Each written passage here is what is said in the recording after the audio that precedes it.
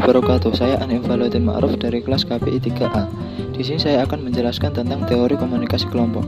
Yang pertama yaitu teori analisis proses interaksi. Dalam tradisi sosiologi, dengan teori mengenai analisis proses interaksi dalam tradisi sosiologi, Littlejohn menekankan komunikasi kelompok merupakan conversation yang bergerak dinamis dalam upaya membentuk dan memahami kelompok itu sendiri, dan biasanya dimulai atau berfokus pada kelompok kecil. Analisis proses interaksi yang dikemukakan oleh Robert Belles. Analisis proses interaksi berinti pada message, role, and personality yang dapat dijelaskan sebagai jenis pesan yang dipertukarkan dalam bentuk kelompok.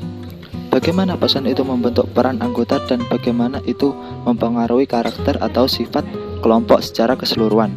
Selanjutnya, teori ini berfokus pada bagaimana keseimbangan antara tugas dan kebutuhan antar pribadi dalam suatu kelompok. Kelompok akan mempertahankan keseimbangan jika ada pembagian porsi yang pas antara membahas tugas dan melakukan komunikasi antar pribadi. Tahapan-tahapan terjadinya proses interaksi dalam kelompok. Yang pertama yakni orientasi. Tahapan untuk saling bertanya, mencari tahu, berbagai info tentang identitas, tujuan, tugas yang akan dikerjakan, pembagian wewenang dalam kelompok, dan lain-lain. Yang kedua, evaluasi. Tahapan pengekspresian fakta dan opini terhadap pertanyaan dan isu-isu yang muncul pada tahap orientasi. Yang ketiga, kontrol. Tahap ini di mana solidaritas dan minat per individu sudah terlihat dari pertanyaan-pernyataan pada tahap evaluasi. Pada tahap ini diperlukan pengarahan atau kontrol agar tujuan kelompok tercapai. Saya Muhammad Zainul Mafi. Di sini saya akan menjelaskan tentang teori kelompok terpercaya. Teori ini muncul sebagai tanggapan dari teori analisis proses interaksi oleh Belles yang menyoroti kelompok secara intern. Linda dan Cynthia percaya bahwa kelompok tidak bisa lepas dari lingkungan ekstern, sehingga teori ini berintikan pada lingkungan. Kepercayaan individu dalam kelompok justru dijalin dalam komunikasi yang melibatkan lingkungan, termasuk kelompok yang lain. Interaksi dan komunikasi yang melibatkan kelompok lain dan sistem lingkungan akan menunjukkan loyalitas individu itu sendiri terhadap kelompoknya. Karakteristik kelompok terpercaya. Pertama, ada batasan yang dapat ditembus. Batasannya yaitu peran sebagai anggota kelompok dan karakteristik kelompok berdasar pandangan dari kelompok lain. Kedua hal itu dapat memunculkan konflik karena ada tuntutan untuk selalu mewakili kelompok, tidak bisa mewakili diri sendiri. 2. Saling ketergantungan dengan lingkungan. Sekompak-kompaknya suatu kelompok, suatu saat akan timbul masa ketidakkompakan atau liminality. Menurut teori ini, untuk menguji liminality dan aspek ketergantungan pada lingkungan, cara terbaik adalah dengan metode bermain. Rancangan permainannya yaitu anggota beberapa kelompok disatukan selama beberapa hari untuk mempraktekkan sebuah lingkungan. Mereka harus bekerja dengan kelompok lain untuk merencanakan sebuah rencana masa depan tentang keprihatinan bersama. Disitulah akan terlihat bagaimana lingkungan akan mempengaruhi pola atau sistem interaksi dan komunikasi di antara mereka, hingga mampu mencapai hasil yang diinginkan. Baik, saya Rahmanda Lestarini akan melanjutkan materi yang ketiga, yaitu model input proses output.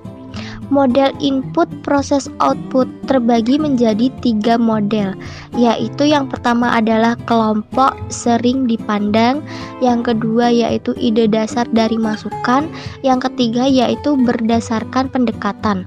Nah, yang pertama yaitu kelompok sering dipandang, yang artinya kelompok sering dipandang seperti sistem sibermatika di mana informasi dan pengaruh datang kepada kelompok, atau bisa disebut dengan input.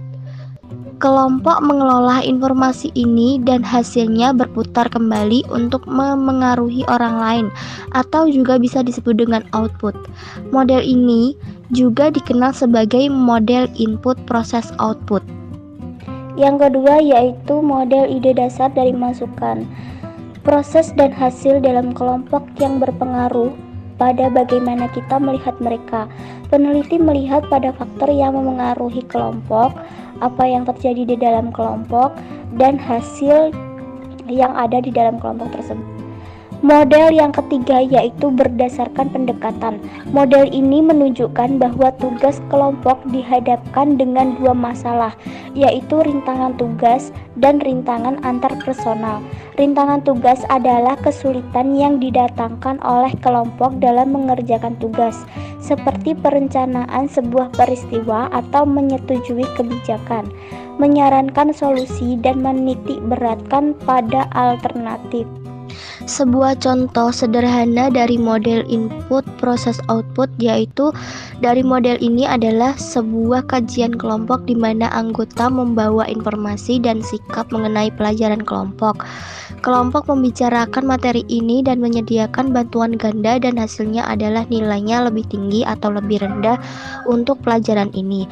Hasil dari kajian kelompok memberikan timbal balik yang memengaruhi kandungan masa depan seperti perasaan yang akan datang tentang kelompok.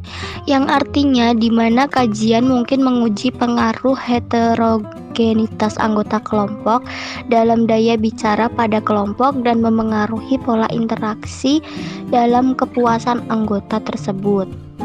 Saya Ustanur Ma'rifah dari kelompok 9.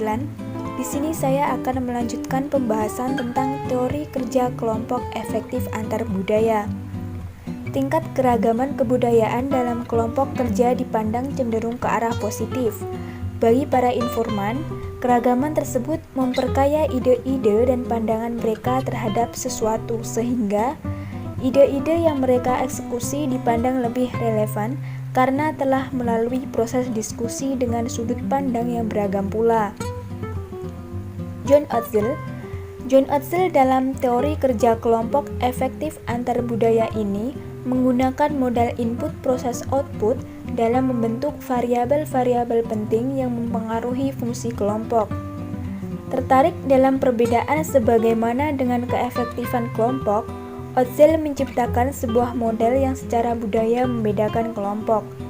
Kelompok-kelompok yang menjadi fokus perhatian Otzel adalah kelompok yang memiliki keberagaman budaya di dalamnya.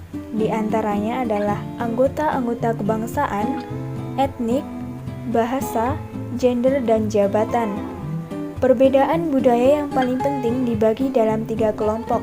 Yang pertama, individualisme kolektivisme. Budaya individualistis cenderung berpikir sendiri-sendiri dan mengutamakan tujuan mereka sendiri. Yang kedua, kehendak diri. Kebebasan berkehendak diri adalah biasa dalam budaya individualistis, sementara saling ketergantungan dalam berkehendak lebih biasa dalam budaya kolektif. Yang ketiga yaitu urusan rupa. Berdasarkan teori negosiasi rupa Ting Tomai, ada rupa diri, rupa lahir, dan rupa bersama. Rupa diri adalah kesan seseorang, rupa lahir melibatkan kesan orang lain, dan rupa bersama mencakup hubungan antara diri dan orang lain. Jadi, jika sesuatu kelompok yang memiliki keragaman budaya dapat berkomunikasi dengan baik, maka efektivitas tugas dan hubungan di antara anggota kelompok akan meningkat. Sekian, terima kasih.